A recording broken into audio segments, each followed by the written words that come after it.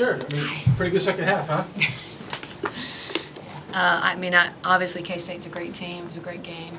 I thought both teams really battled today, and I'm proud of these young women for the way that they continue to fight and stay together. And I think the second half was a great picture of who they are as people and players, and very unselfish on the offensive end of the floor, and on the defensive end of the floor. I thought we worked together really well. Seemed like the first half you guys got good shots. This one going in. Yeah, we talked about that in the locker room. It's a sign of a great team is that sometimes there's a night your shots don't fall.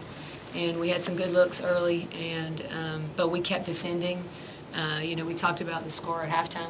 We're doing a good job on the defensive end of the floor, and our offense will come together. And so they did a great job. Were you guys nervous at all when you fell down by 10 in the second half? No, I mean, we've been in those situations before. Like, we know we can come back. It's just, who wants it more. And, I think we at halftime, we made some adjustments. You just said we just got to play us. And, it's all about adjustments. So I think. What was the biggest difference, you think, in the second half?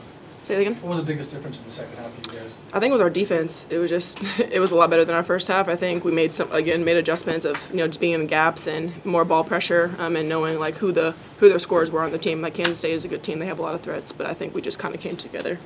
Last game they said, and WNIT record for going to the free throw line. In this game, we only went to 8. What were you all doing to stop them from penetrating? I know you talked about playing defense. Well, we stressed. Coach stressed intensively in practice. Was just Intensively. Yes, Love that. chest to the ball or chest to them, so that and straight up. Put your hands straight up, because that's how they're getting the foul calls, is going down. And so we just practiced that and rep that over and over again. And I think that we just continued to take what we're learning in film and putting it into the game, and we're learning really, really quickly on the fly. I was super proud of this team for our defensive effort and just never giving up, but just really tuning into what our strategy is. And I'm super proud.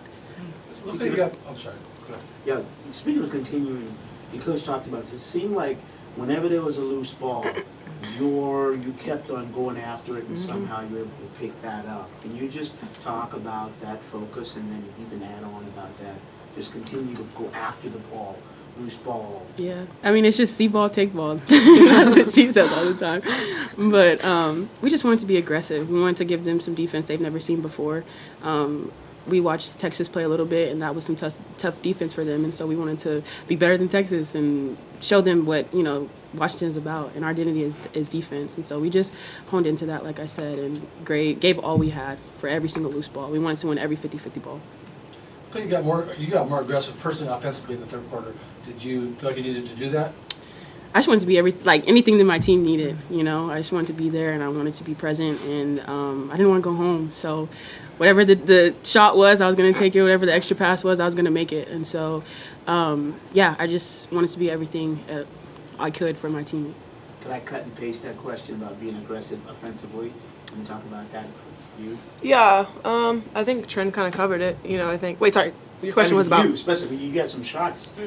Yeah, you took the book confidence. Gotcha. Yeah. No, like I said, Shy away from no, those.